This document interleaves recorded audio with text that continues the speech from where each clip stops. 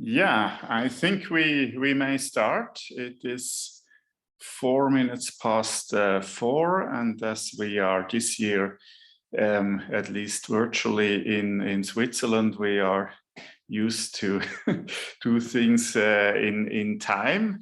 Good afternoon, everybody. I can see that all of you are very comfortable. Some people eating ice creams, other apparently sitting somewhere in a garden restaurant or in their libraries. So I would like to declare the 51st annual conference of IALHI open. This is a very special conference with a complex history of which you, of course, are aware. Originally, Zurich was meant to organize the 2020 conference, which then had to be replaced by an online conference, which is not officially counted as an annual conference, but it was a special conference according to what the website says. And Zurich was postponed to 2021, and we were, of course, very confident that we could organize it physically in Zurich. But then in the summer, we had to decide that it is safer to do it online once again. And the developments since, I think, have proved that this was the right decision. So we meet again online this year, but nevertheless, we would like to give you a certain taste of Zurich. But before I start with this, maybe some organizational issues. You have obviously all got the Zoom link, otherwise you wouldn't be here. This Zoom link will be the one for all the general proceedings tomorrow and on Friday. Whilst tonight, after the two speeches or presentations, we will have a digital reception, and you also got a Wonder link. I will explain what this means and how you enter this at the end of the two speeches. But for the IALHI members, for the General Assembly tomorrow at 12 o'clock, there's a different Zoom link. And then on Friday, as you've seen on the program, we have two workshops which are parallel to the presentations, and there obviously there is also another Zoom link, but it's the same Zoom link for both of the two workshops. Then, as you are probably aware by now, it's always good on Zoom if everybody switches off their microphones, unless you really want to say something.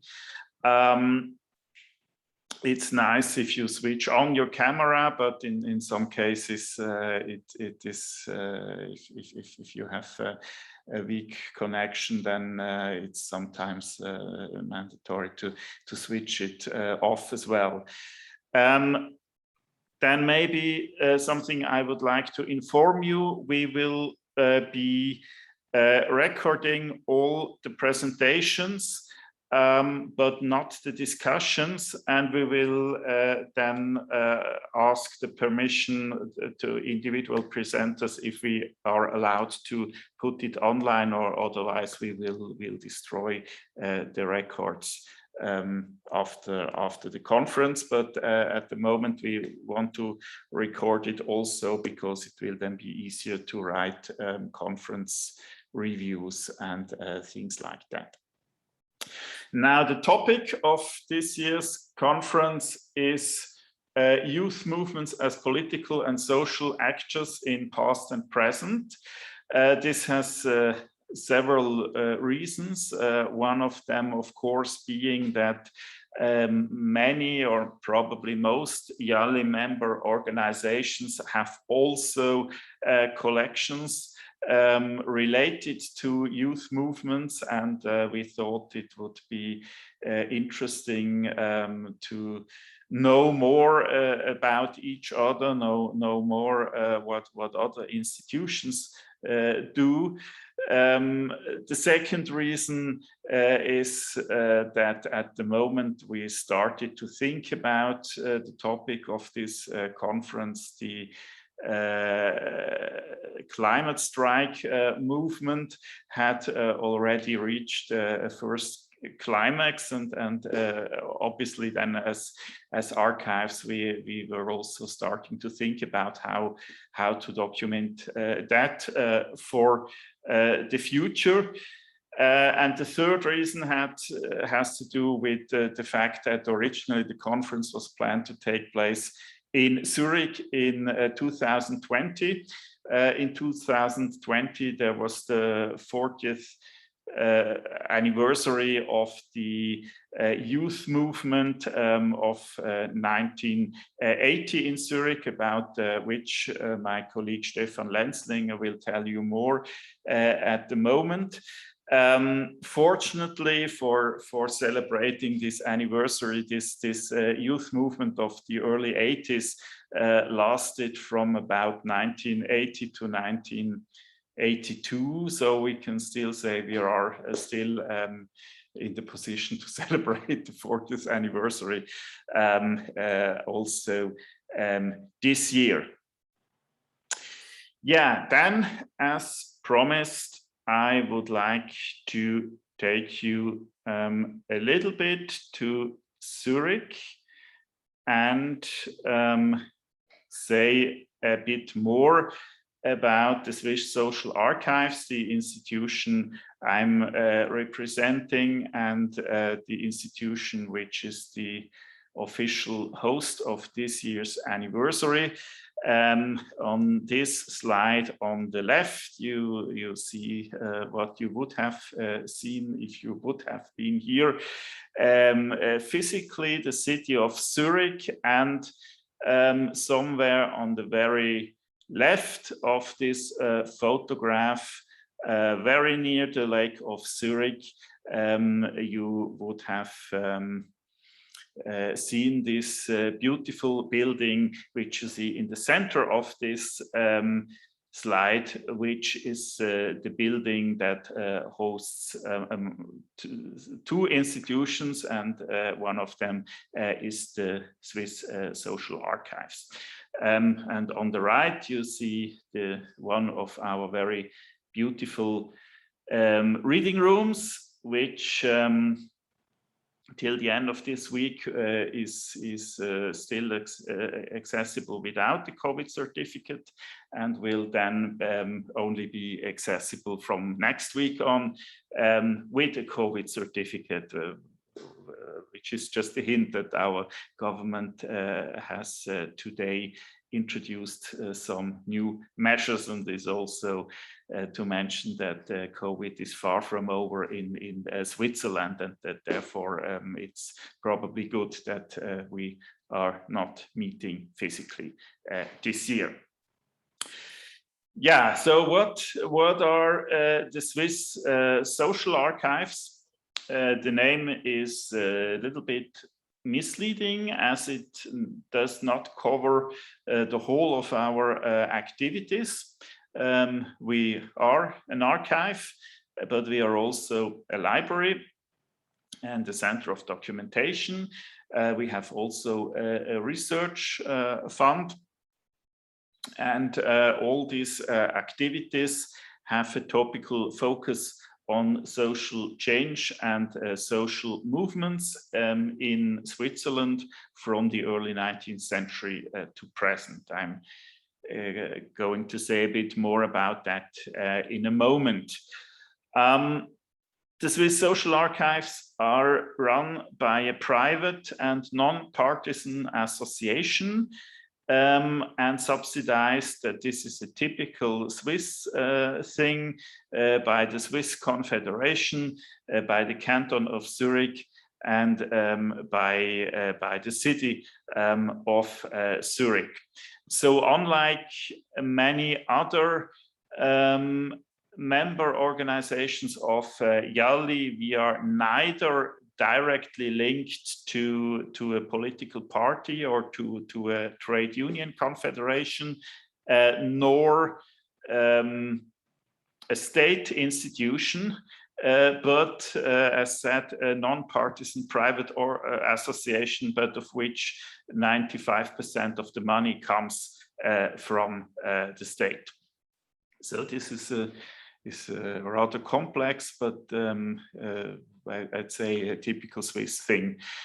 We are the leading research infrastructure for modern social history in Switzerland, and our collections are part of the Swiss Inventory of Cultural Property of national significance. So is, by the way, is also the building, which unfortunately does not belong to us. It belongs to the city of Zurich, but it is also a cultural property of national significance. The Swiss Social Archives are a founding member of IALHI, so we have been in IALHI since 1970, and we've so far organized 4 annual conferences in 1972, 1988, 2006. 2006 was also the 100th anniversary of the Swiss Social Archives, and now in 2021. And I'd also like to say some words about the history of the institution, because the history of the institution itself is sort of part of social history. As said, the institution was founded in 1906.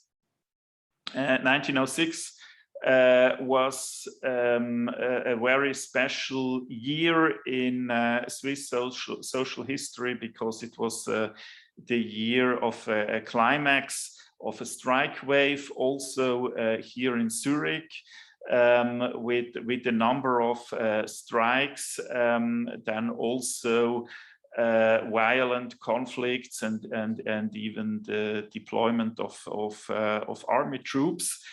And actually on the very same day when the social archives, or as they were initially had the name, the Center for Switzerland Social Literature, were founded some kilometers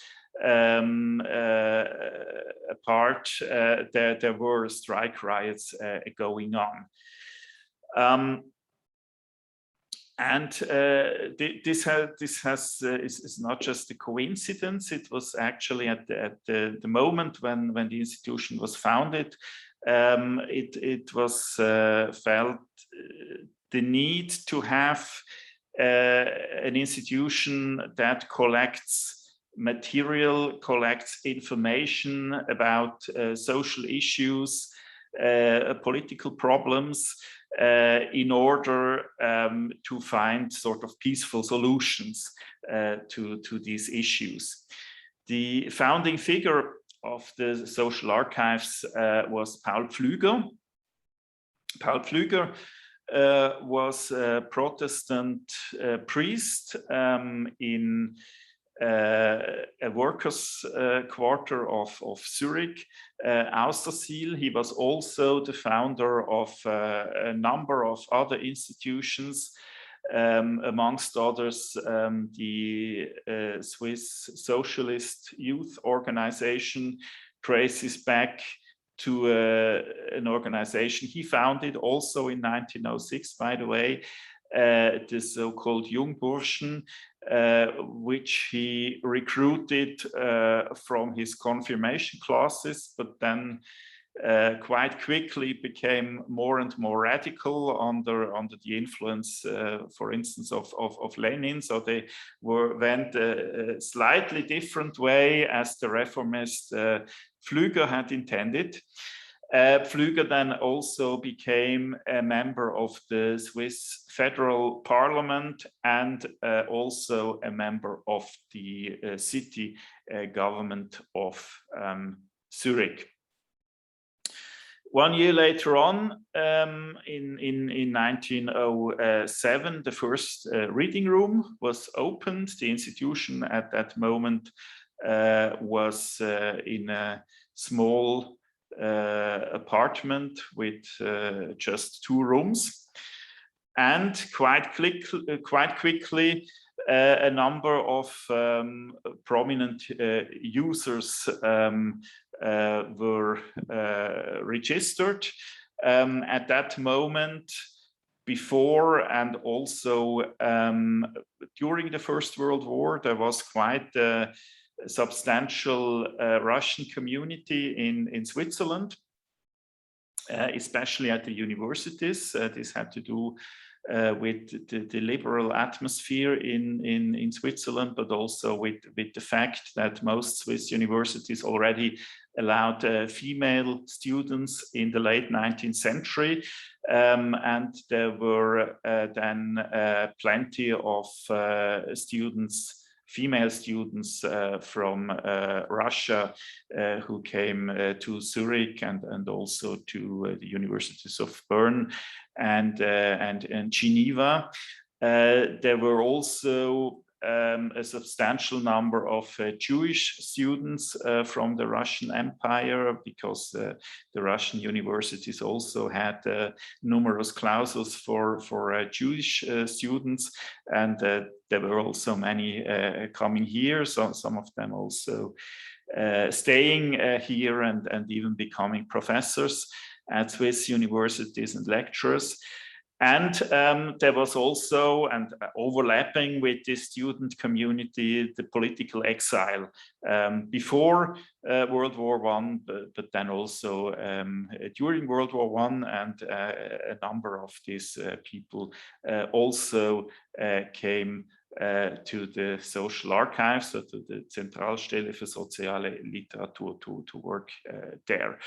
I've just listed some of the more prominent names on the slide. On the left side, you can also see a list of people who, all of them, used the number 21 of 1902-1903 of the journal Die Neue Zeit, which was a theoretical, or the theoretical journal of the German social democracy. And if you have a look at the names, the first you probably know is Bronstein. However, here I have probably to disappoint you. This Bronstein here is probably not Trotsky, although Trotsky at different times was also a user, but apparently at that time he was not in Zurich, but there was a student called Bronstein at the University of Zurich, and that's probably this person. Then the next one, so the third on the list, is Siegfried Bloch, who was the director of this Center for Switzerland's Social Literature at that time, and the husband of a very prominent female socialist activist, Rosa Bloch-Pollack. Then if you go further, you can see on the 6th of July 1914, so immediately before the outbreak of World War I, and then again on the 10th of October 1919, so a year after the end of the First World War, Trulstra, which is probably the leader of the Dutch socialist movement. Why he came to Zurich just to read Die Neue Zeit, I don't know, because probably this would also have been available in the Netherlands. And then you see on the 7th of March 1917, Ulyanov Vladimir, who is of course Lenin. The interesting thing with him here is that he borrowed the journal on the 7th of March, but he returned it already on the 5th of March, which is somehow chronologically impossible, but maybe to Lenin nothing was impossible. But we know he returned everything before he left Zurich to Russia.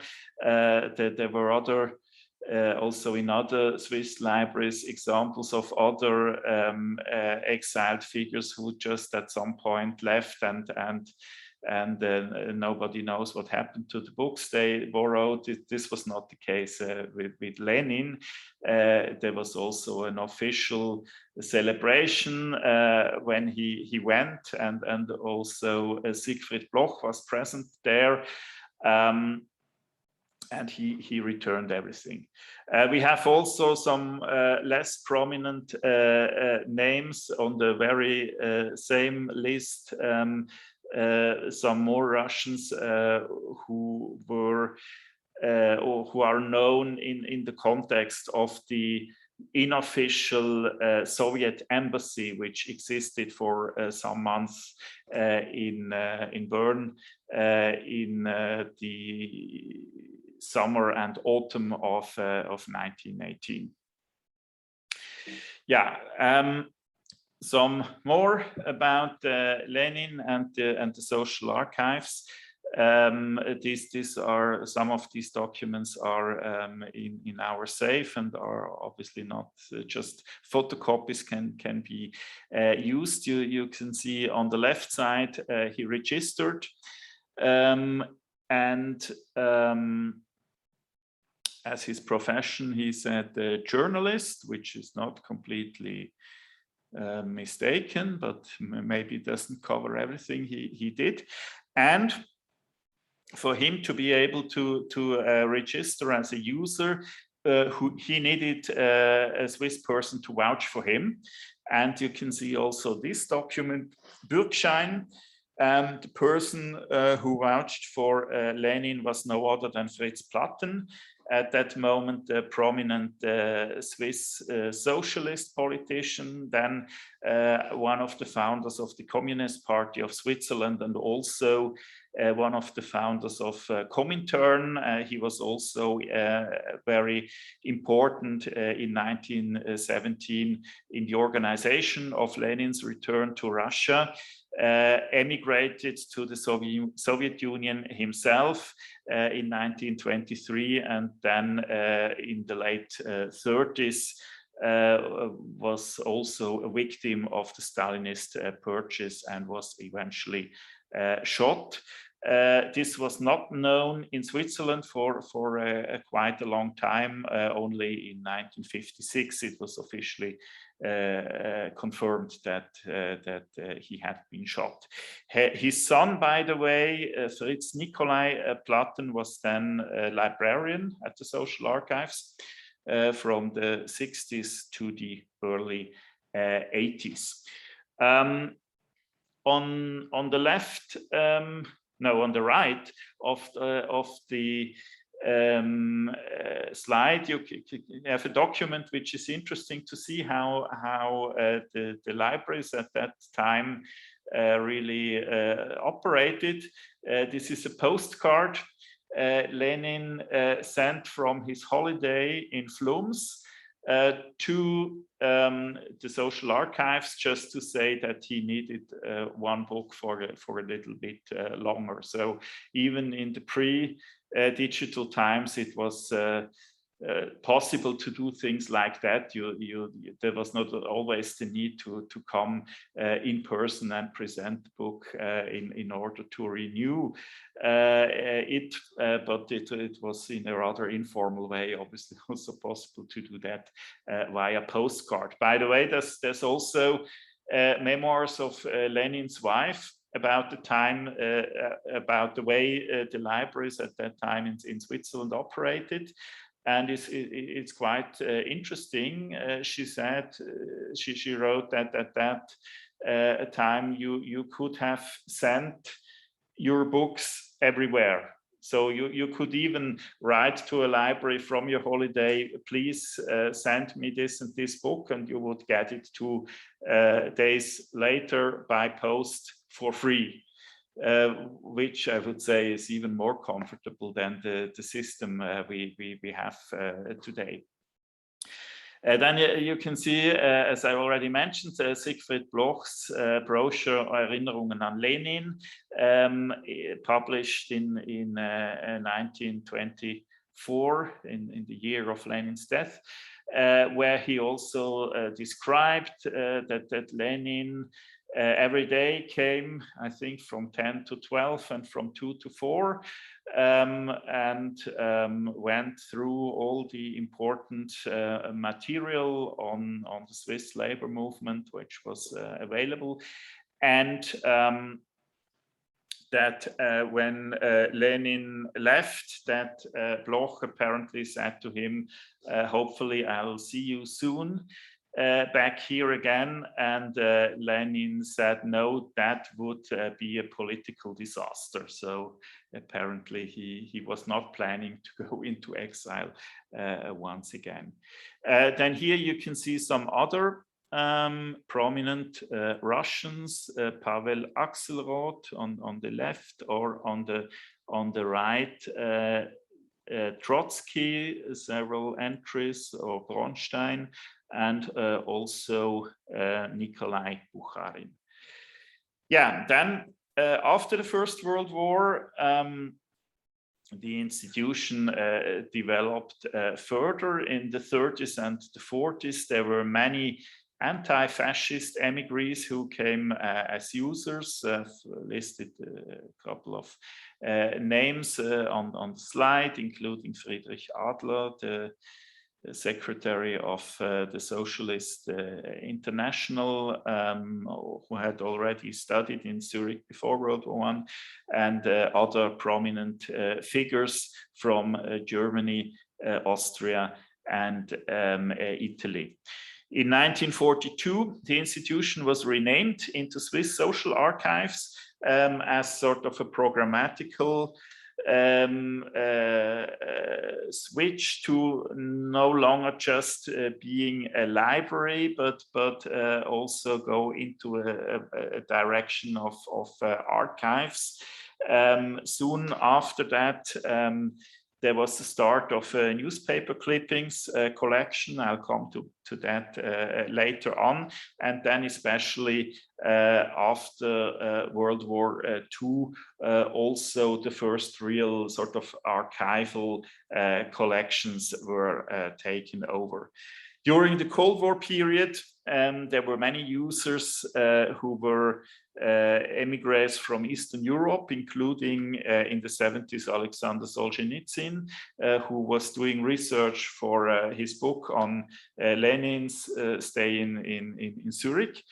For some time, from the late 60s to the late 80s, also the director of the social archives was an emigre from Eastern Europe, Miroslav Tuček, a lawyer and a former Czechoslovak diplomat who defected in the early 50s and then became director in the late 60s. And thanks to this constellation, we have also quite unique and extensive collection on Czechoslovak contemporary history, especially around the Prague Spring, with material both from Czechoslovakia, but also international and Swiss reactions to the events of 1968. Then in 1974, the institution was officially recognized by the Confederation in the framework of the Universities Promotion Act, which basically meant more money and which allowed in the years to come a quick expansion of archival collections. In 1984, the institution moved to the building in which we are still today. In 1999, there was the establishment of a research fund, thanks to a social scientist, Ellen Rifkin-Hill, who died and made a legacy of 7 million francs to the Swiss social archives. We were sort of in the second rank of her will, but the other person, or the person who was in the first rank, died 2 weeks before her. So everything went to the social archives. In 2003 was the start of a systematical collection of audio-visual sources, also as a reaction to the visual turns and other turns in the historical and social sciences. This sort of the most important person in this systematical collection was and still is Stefan Länzlinger, who will do a presentation in a couple of minutes. In 2014, the digitization of all catalogs was completed. And I'll stop this historical overview in 2014 because it was also the year I started working for the Swiss Social Archives. And if you would go further to the present, I would have sort of to talk about things I was involved in myself, and I don't want to do that. But I would very quickly also say some more words about our topical focuses and our collection. The first and oldest is of course labor and everything to do with it. So industrial relations, labor, the labor movement, trade unions, political organizations of the labor movement, political parties, socialism, communism, anarchism, but also non-socialist labor organizations, of which we have a huge collection. I'll come back to that in a moment. Then gender has also become more and more important. You may know or not know that in Switzerland we are proud to be the oldest and most perfect democracy in the world. On the other hand, female political rights were only introduced on the federal level in 1971. This, whilst countries like Germany or Austria celebrated the 100th anniversary of female suffrage 2 or 3 years ago, we are celebrating the 50th anniversary of the same thing this year. And even more important, of course, it is also to collect documents and materials of the Swiss feminist movements, women's organizations, where we can also see it was not just that it was sort of forgotten in Switzerland that women might also have political rights. This discussion started also in the 19th century as elsewhere, but it took much more time until it became reality.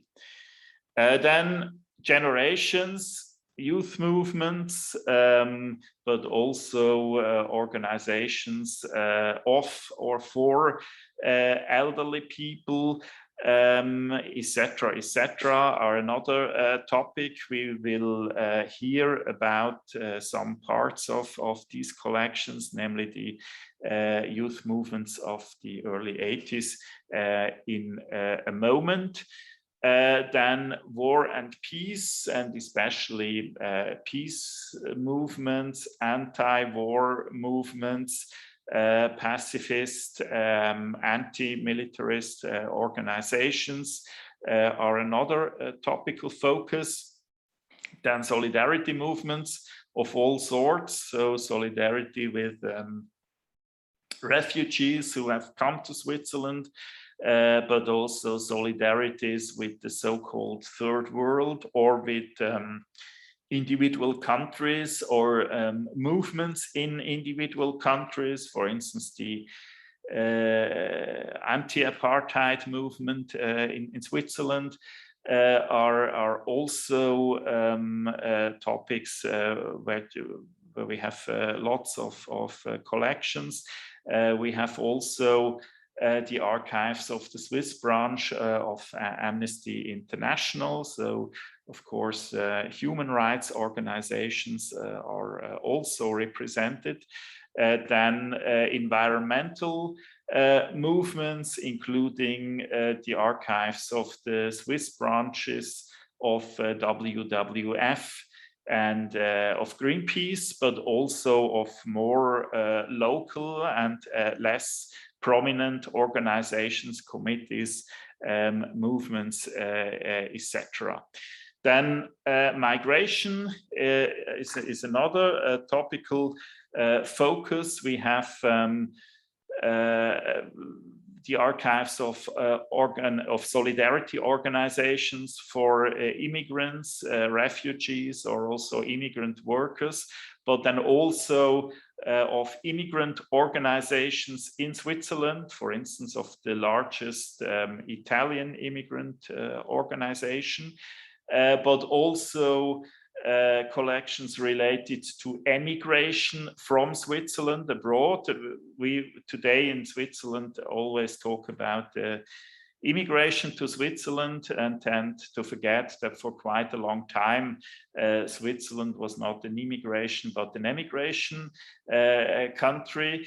And we have, for instance, a large collection about the Swiss in Russia from the early 19th century to the October Revolution. We have also collections related to Swiss migration policies, including also of anti-immigration movements. We have, for instance, the papers of James Schwarzenbach, the most prominent leader of the anti-immigration movement of the 60s and 70s. We have also the poster archive of the advertisement agency that makes the posters for the Swiss People's Party, or has been making that for the last 2 decades. And of course there we have also lots of posters to do with migration policies, one of them being the one you can see here on the top right. Yeah, then maybe just some quick words about the different branches. As said, we are not just an archive, we have also a large library focused on the topics I've just mentioned, but going also beyond Switzerland. At the moment, it's more than 180,000 monographs, about 2,000 ongoing periodicals, which does not just include scholarly journals, but also non-scholarly journals, newspapers, and also periodicals linked to organizations which are of interest to us. We have a large collection of historical newspapers and journals, and in this context also digitization projects, something which has been going on for several years now and will go on for several more years, is the digitization of the Swiss trade union journals and newspapers. We also participate in Webarchiv Schweiz, which is a project led by the Swiss National Library and Archives. Is about the archiving websites which are for, in German it says landeskundlich interessant, so which are somehow of importance to Switzerland, where we are of course especially have a special stress on the organizations whose archives we have, and social and political movements. Then we have the so-called documentation, in which we topically collect material sort of below the level of books, brochures, leaflets, so-called gray literature, published by organizations, by political, social movements, individuals, committees, associations, or in many cases, one doesn't even know who the author or the publisher was. In this context, we have also this newspaper clippings collection, which was going on from 1943 to 2006. And includes about 1.2 million newspaper clippings. This was then replaced by the database SwissDocs, where you can do full text research in many Swiss newspapers and journals. And since 2016, we have also a collection of what we call gray online documents, which are brochures, leaflets, and other material which are no longer published physically, but are just in the internet. And we collect them as well, and also put them together to sort of topical entities. And altogether, this documentation covers about 1,200 topics. It can be researched online, and the digital things, the gray online documents, can also be read online, while the others, the physical ones, can be ordered to our reading room. Just to give you an impression, you have here a photograph of a box with brochures, then of the newspaper clipping collection, and of this gray so-called gray online documents, which allows us also to cover topics which are sort of like the Strike for Future movement, that does not publish too many things physically, but has quite a lot of things on the internet. Then the archives itself. At the moment, we have the archives of more than 800 organizations and individuals. This includes political parties, most prominently the Social Democratic Party of Switzerland, and many of its regional and local branches. But also most of the parties of the so-called New Left, founded in the early 70s, and many of them then dissolved in the late 80s, early 90s, or also of the Swiss Party of Labor, which is the Swiss Communist Party. Then the trade unions, where now we have, with one exception, we have the archives of all important trade unions, and also the trade union confederations. not only the socialist trade unions, but also the Christians and liberal ones, and also organizations of the so-called Angestellten Bewegung, so the employed or white collar workers that don't bear themselves the name trade unions, but associations. So they have a certain distance of the workers' trade unions, but in our archival magazines they are united.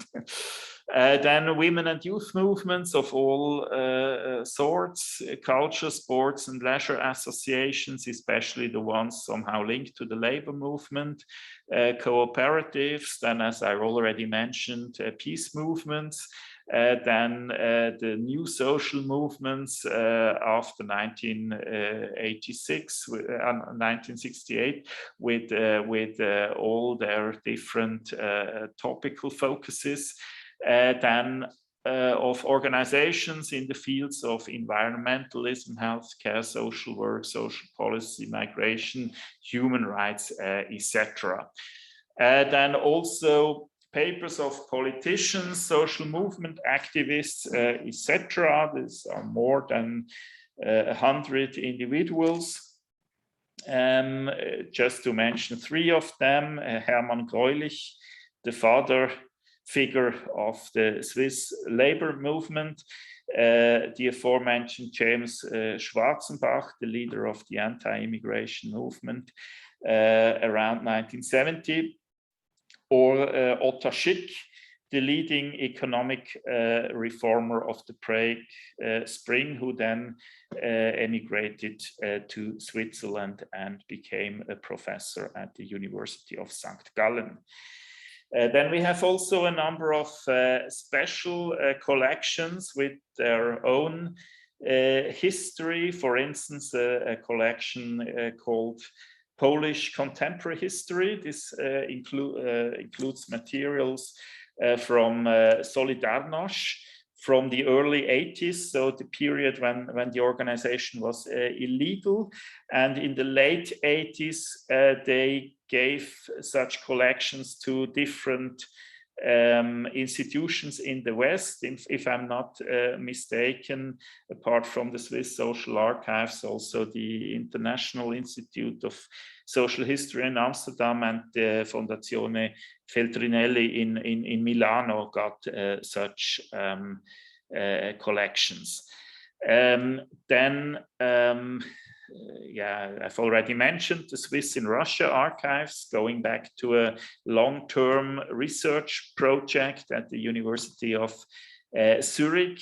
The Swiss Gay Archives, that's an association which is very active, that collects materials, papers, documents related to gay life and gay organizations in Switzerland, and all these material are then deposited with us.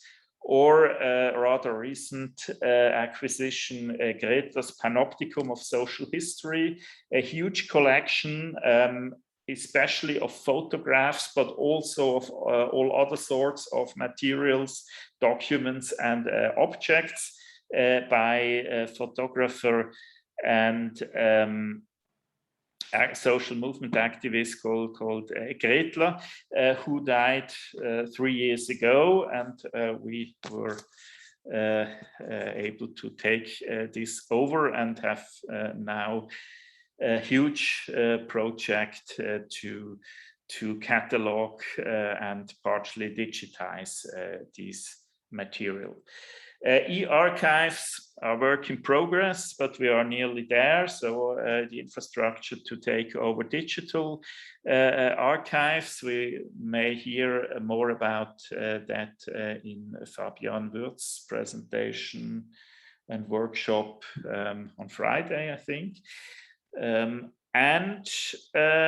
Then we have also the audiovisual archives, which I already mentioned, which are growing larger and larger, especially as in the Swiss institutional landscape of archives, there seems to be a lack for photography, which is not artistic photography, but photography of everyday things for non-artistic use. And we have more and more photographers in their 60s or 70s coming to us and telling us, well, I have 200,000 photographs and I'm growing older and older, and you might consider taking that over. Maybe Stefan Länzlinger can say a little bit more about that. But the audiovisual archives also include prints, posters, objects, movies, videos, tapes, and other types of audiovisual sources. Many of them are accessible online in our database Bild und Ton. Yeah, and that's, I think, the right moment to hand over to Stefan Länzlinger, who will now tell you a bit more about this youth movement of the early 80s, which also inspired us to have this conference about youth movements, and especially about the videos of these youth movements, which are a very important, very interesting, and I say very special part of our audiovisual collections. Yeah, so Stefan, over to you. Okay, thank you, Christian, for this introduction. I hope I can do as you expect me to do. I'll try to share my slides.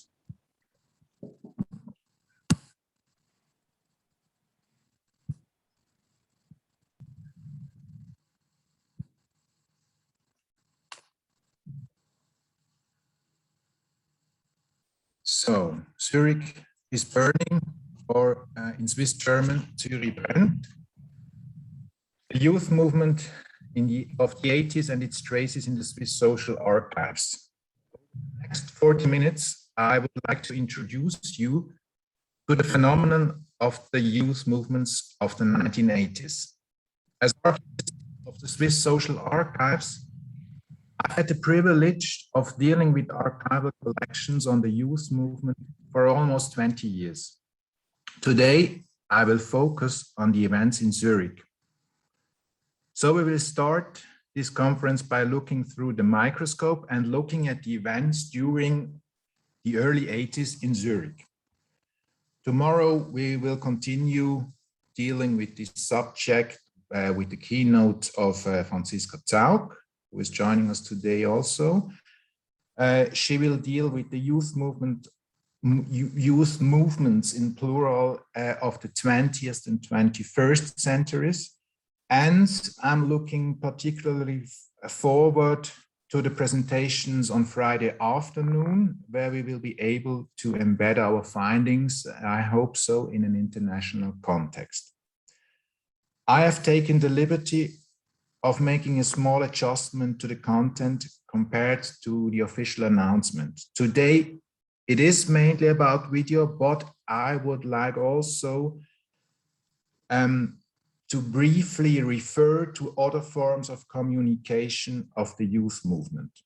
I will do this in 3 steps. First, I will give you a brief overview of the events in Zurich. Secondly, I will introduce you to the main types of media used by the youth movement. And finally, we will look at what part video played in this.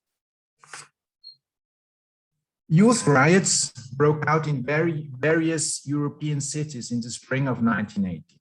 The demands were surprisingly uniform, whether the riots took place in Amsterdam, Berlin, or Zurich.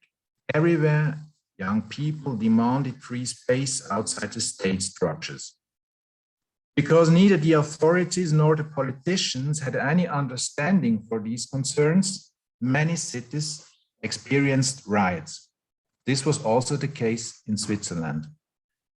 Many young people had lost faith in political negotiation processes. Too much trust had been lost in the 1970s. The disputes between youth movement and the state shifted to the streets. For the first time since the demonstrations of 1968, Switzerland experienced a troubled phase, which was marked by sometimes violent confrontations and many demonstrations in several larger cities. But let's now zoom in on the events in Zurich, the history of the Zurich youth movement in fast forward. First, a few key data. What happened in 1980 and the following 2 years? The conflicts escalated in Zurich because the young people's demands were not heard by the local government in the years before. In essence, it was mainly about two things. Firstly, a fairer distribution of cultural funds. There was neither public money nor meeting points for alternative or non-commercial groups in Zurich. Secondly, the young people demanded their own youth center, a cultural meeting place that they wanted to manage autonomously by themselves. In the picture, you see a classic situation of the street fights in the 80s. Police chase away young demonstrators with water cannons. In the spring of 1980, many young people were extremely frustrated that for more than 10 years there had been a stagnation in Zurich's youth policy. The situation escalated because the opera house was to be renovated for 60 million francs. For the youth, this was a further proof that all the cultural money was going to the established bourgeois culture. On 30th May of 1980, the conflict erupted. During the so-called Opera House riot, there were violent clashes between demonstrating young people and the police. The Opera House riot is considered to be the beginning of an extreme turbulent phase of 2 years in Zurich.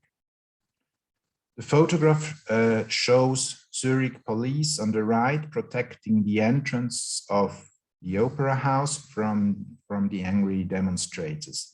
And the young man on the left, he's carrying a sign saying, "Leave us the Red Factory," or "Leave the Red Factory to us." And the Red Factory was a vacant building on the outskirts of Zurich that the young people had been demanding as a concert venue for years. Assemblies of the youth movements, the so-called, in German, they are called Vollversammlungen. After this first outbreak, an almost unmanageable succession of further demonstrations followed. The most important body of the youth movement was the so-called General Assembly, or simpler Assembly. In a series of meetings, the youth repeated their demands for an autonomous center. During these assemblies, the participants discussed and finally voted on how to proceed. This photograph shows one of these meetings in open air this time. Often several thousand young people were present at such events. The pressure of the demonstrations on the street and the demands of these assemblies were successful in an astonishingly short time. Less than 1 month after the Opera House riot, the city of Zurich made a building available as an autonomous youth center. However, it was a former commercial building in extremely poor condition just behind the main railway station of Zurich. After the initial euphoria, it quickly became clear that the youth center also became a center of attraction for fringe groups of all kinds, especially for drug dealing and drug consumption. Shortly After the opening, the authorities closed the center again. The problems with drug dealing and drug consumptions had become too big. A series of further demonstrations followed, and finally the reopening of the center. However, nothing had changed in the problem situation. The building remained a point of attraction for marginalized groups. The members of the center were overwhelmed by the integration of drug addicts and homeless people. Moreover, the hygienic conditions were precarious. In this picture, you see police officers guarding the grounds of the closed center. All entrances are locked with barbed wire. In the spring of 1982, things happened very quickly. The City Council of Zurich decided to close the building, and a few days later, it was demolished. So much for the short and so far sad story of the Zurich youth movement of the early 1980s. I admit that if you only take note of the external events, it's quite depressing. But this assessment can change significantly if you focus on something else, namely, how did this movement function? How did it communicate? In which fields the movement was innovative? To answer these questions, I would like to take a closer look at the material that emerged from this movement. In doing so, I can draw on extremely rich archival collections, the creation of which is primarily due to the young people themselves. They understood how to establish a lot of forms of communications with simple means and a creative appropriation of new technical achievements. Part 2, success story of youth movement communication. It's a fact that the youth movement of the 80s is one of the best documented social movements in Switzerland. In the following, I would like to introduce you to a few types of media that were used by the youth movement to achieve its goals. The next minutes are dedicated to leaflets, photographs, pirate radio, magazines, and finally, video. This media diversity is one of the innovative achievements of this movement. You have to be aware, 40 years ago, there was neither social media, nor mobile phones, nor the internet. In the traditional media, be it print or TV, young people could not get their concerns across. So they had to rely on communicating on their own channels. Let's get started with leaflets. Their advantages are obvious. In the more than 100-year-old story of social movements, leaflets have always played a prominent role. They are quick to create, cheap to produce, and easy to distribute. Quickly made. To make a leaflet, all that was needed was an idea, scissors, and a glue stick. In fact, leaflets were not produced by a central committee or editorial group of the youth movement. Rather, anyone who wanted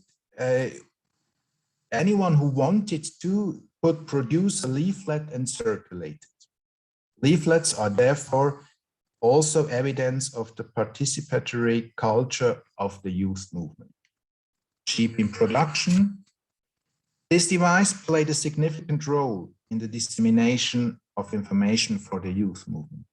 Thanks to the photocopier, it was possible to produce thousands of copies of leaflets in a short time at very low cost. And easy to distribute. The big advantage of leaflets, they can be distributed everywhere.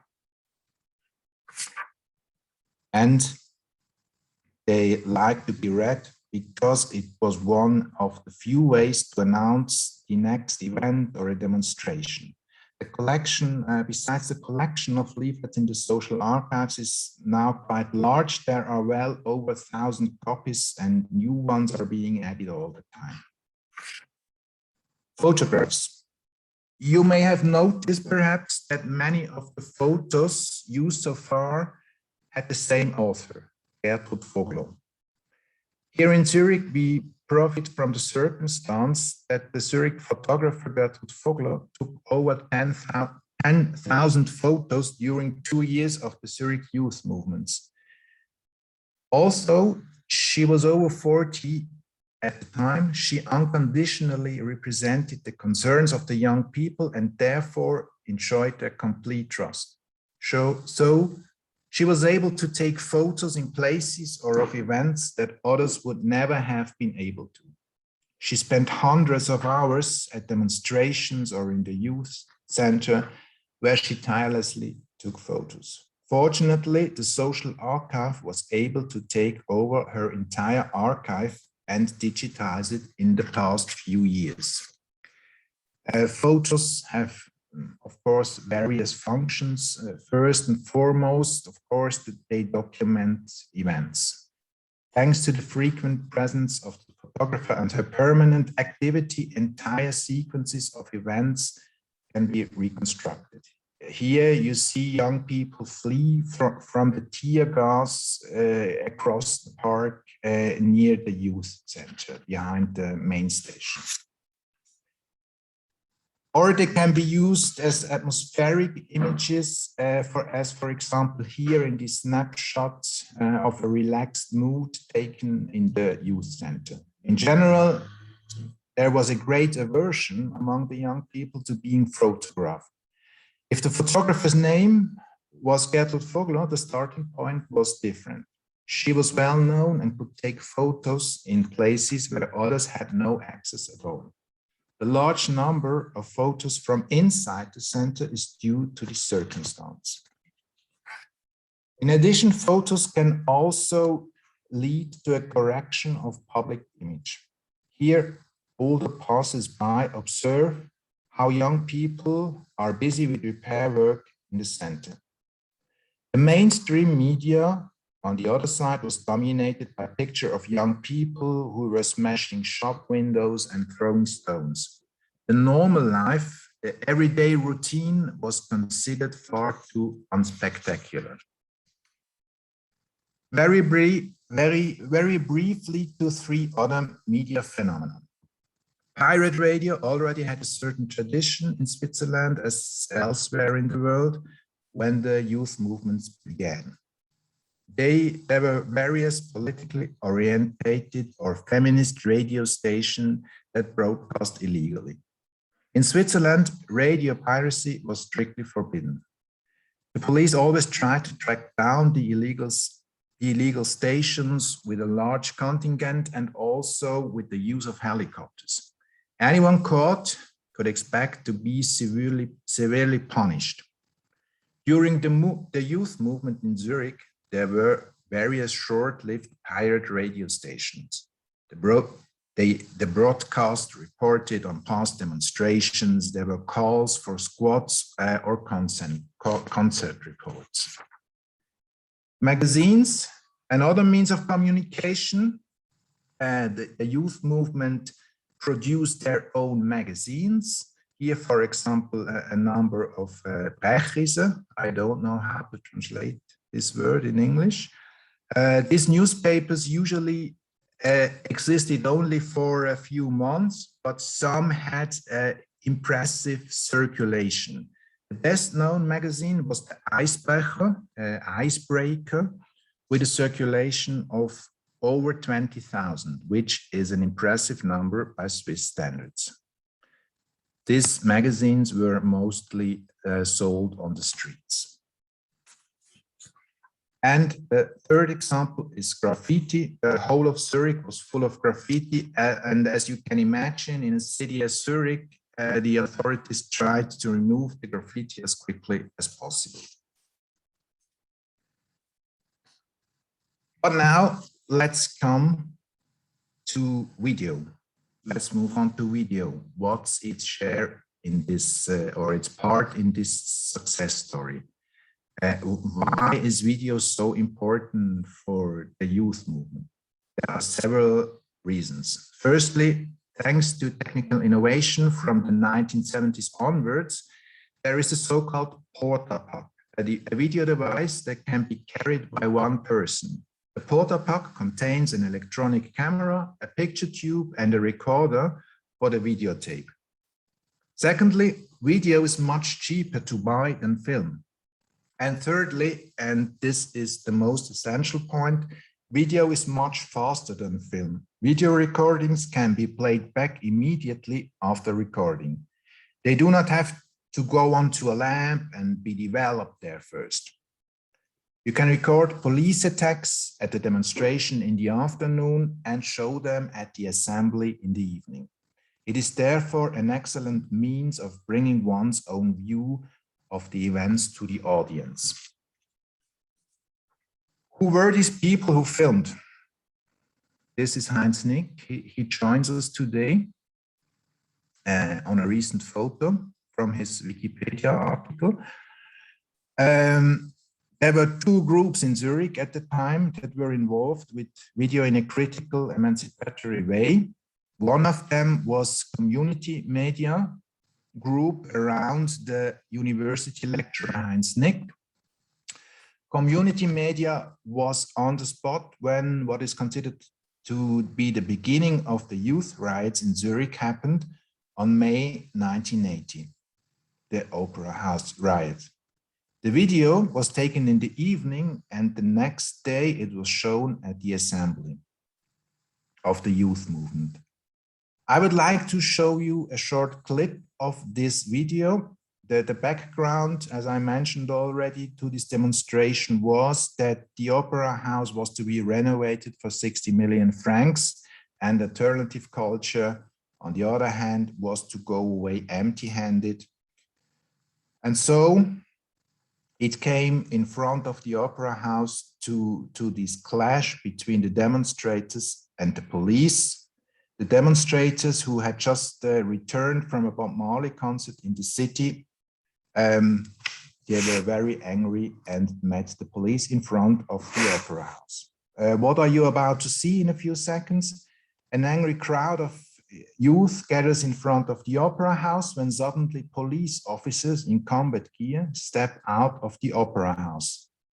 Individual Opera House visitors slip through the dense rows of police. You hear shouts of Nazi, Nazi, which of course meant the police officers.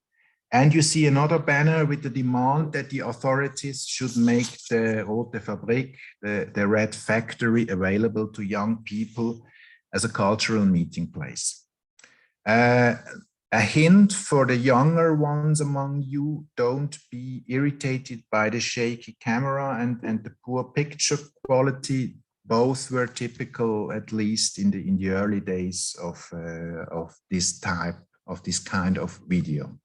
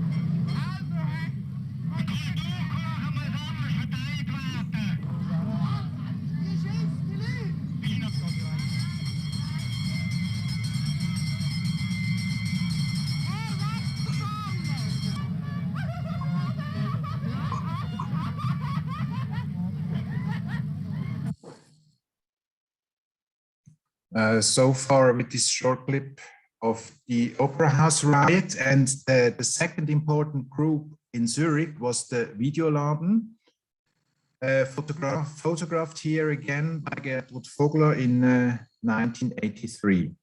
The Videoladen played a prominent role in documenting the youth movement.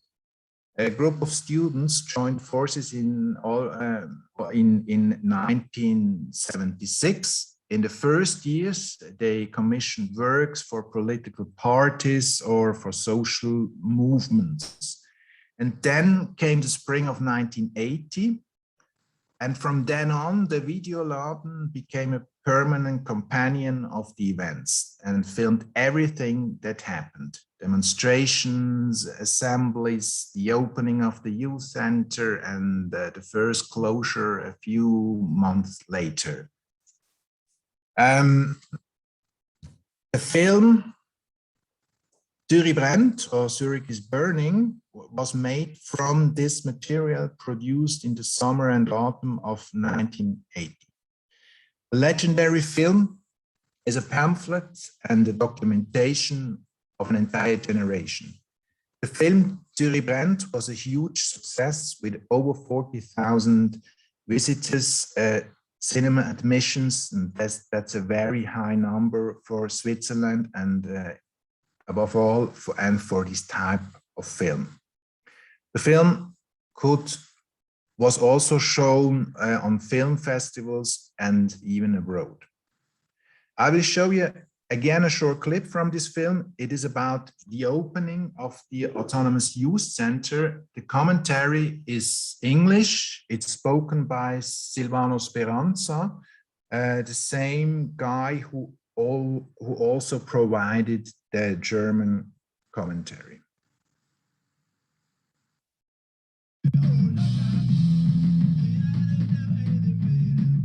All of a sudden, everything goes smoothly. Men at the top seem to be in a hurry to cook up a way of restoring law and order. The city council strikes up a bargain with those old traitors, the Social Democrats, regarding the question of responsibility for the Autonomous Youth Center. And just 3 days later, the Social Democrats have got the key in their hands. Lady Emily, the Councillor for Youth Affairs, appears at the handing over ceremony, slovenly as ever, her petticoats showing. Everyone hopes that the opening of the center would help to calm the situation. Now you've got what you wanted, they said. Be good and say thank you. But that's just not the way it was meant to be. We wanted more, and we still do.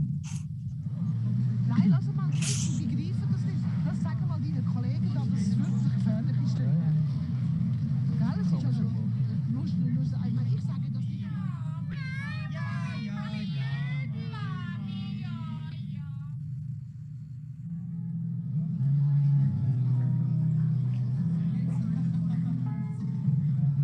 Slowly but surely, barely noticeable to the outside world, structures begin to form within the center. Everybody's on the ball, exchanging information, always aware of what is going on. And for every problem that arises, no matter how small it is, a group is formed to solve it.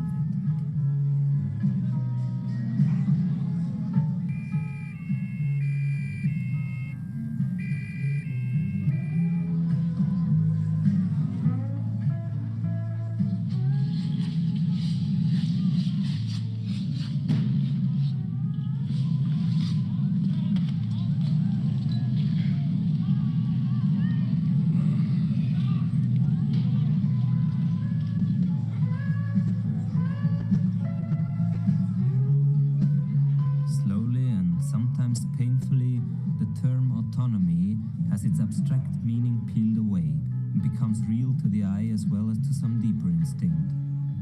As the bar in the main restaurant gradually takes shape, a tingling feeling of deep solidarity arises in each individual. Previously unknown agreement, despite former disagreement, a strange feeling of security in a situation which is anything but secure.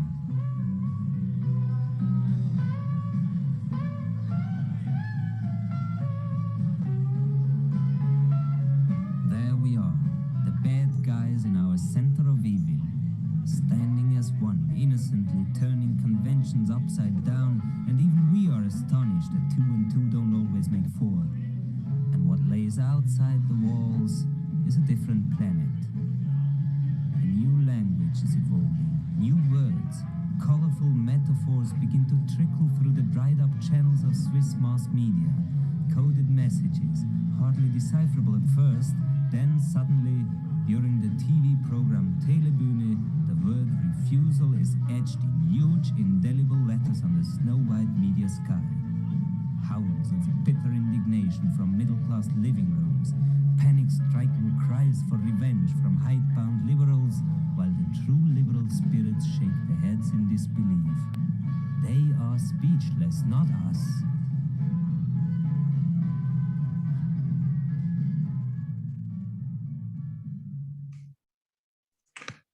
Perhaps we can organize a screening of the whole video next year when IALHI get us again in Zurich. That would be a pleasure for me to show you the whole film, the whole video, which lasts about 100 minutes. But it's really a very interesting, sometimes funny, sometimes depressing video about these events that happened in less than 1 year. Okay, the archive stock of the Videoladen. The crew of the Videoladen filmed hundreds of videotapes during the events in the early 1980s. Some of these were then used to create their own productions, such as Zurich. But many tapes with the raw material disappeared into the cupboards of the Videoladen. About 10 years ago from now, the idea came up to save these tapes from decay. In Switzerland, we are in the fortunate situation of having the Memoriaf Association. Memoriaf helps with funding when it comes to the preservation of audiovisual cultural assets. The archival stock of the Videoladen finally emerged from the cooperation between Memoriaf, the Videoladen itself, and the Swiss Social Archives over several years of work. First, the videotapes had to be cleaned. That this was extremely, it took very long time to clean the videotapes. Most of the cassettes showed the so-called sticky tape syndrome, which meant that they could not be played at all or only for a few seconds before they get stuck in the player. Especially in the 1970s and 1980s, the compositions of magnetic tape coatings were sometimes unstable. This led to poor aging. Incidentally, many tapes had one conspicuous feature, a persistent yellow coating. It then turned out that it was a nicotine deposit because smoking was very frequent in the rooms where the cassettes had been stored. After cleaning, the cassettes were digitized and metadata was added. In total, almost 200 hours of video material were saved from decay. This stock gives a unique insight to the events of the early 1980s, precisely because it is unedited raw material. What can be expected from this material? The documentary value of the recordings is certainly central. They allow a very direct insight into the course of demonstrations or the assemblies. The Videoladen crew also very often asked random people present on the streets for their opinion on the events. These interviews give a diverse picture of how bystanders assess the events. After the end of the youth movements in 1982, the Videoladen continued to document various activities of young people. We look at a short clip from the video about the squat in the town center of Zurich, at a place called Stauffacher. Sympathizers bring food to the squatters. Fearing eviction, the residents have barricaded themselves in the squatted house and can't leave the house for doing some shopping.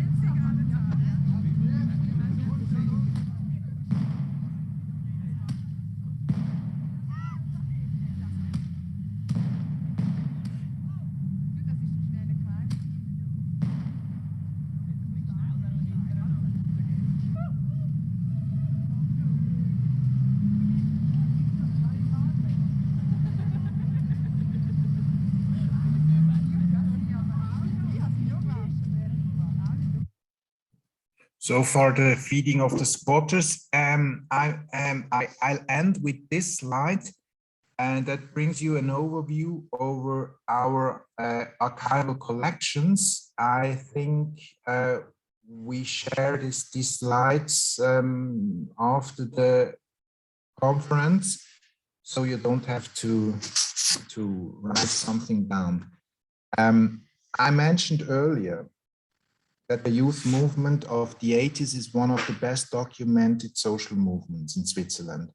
And we are very lucky to have a great deal of the material produced at that time.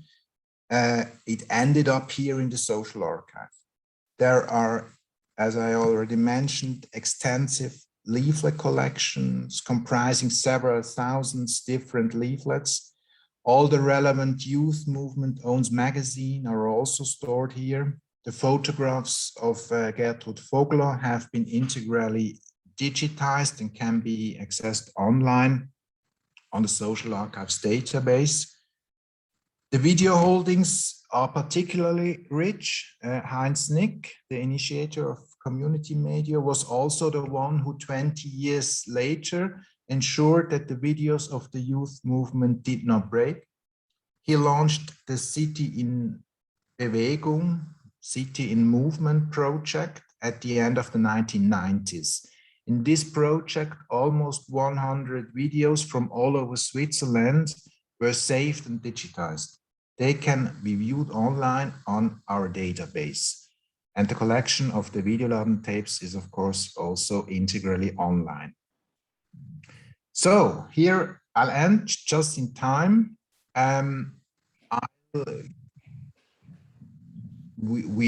Christian told us that he will introduce in the secrets of the next step, and I'll stop the share sliding now.